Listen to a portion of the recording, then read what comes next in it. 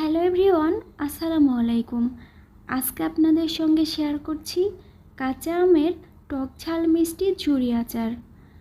আজকের এই মুখরোচক আচার তৈরিতে একটুও তেল ব্যবহার করিনি এবং কোনো রকম রোদে দেওয়ার ঝামেলা ছাড়াই দীর্ঘদিন সংরক্ষণ করে রেখে এই আচার আপনারা খেতে পারবেন।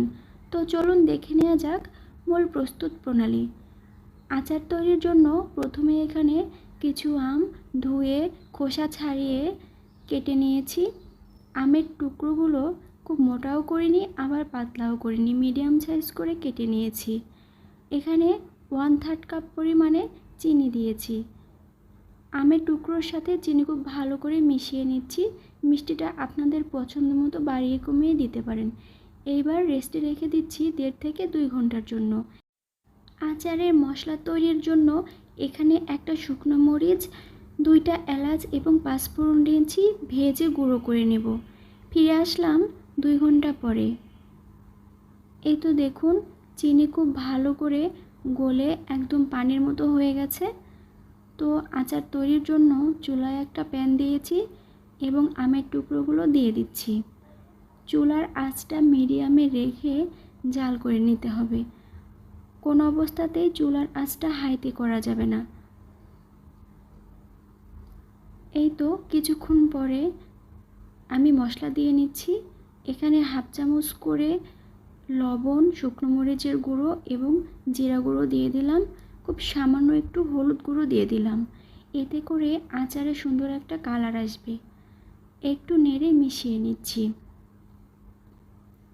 কিছুক্ষণ পরে দেখুন পানি কিছুটা শুকিয়ে গেছে।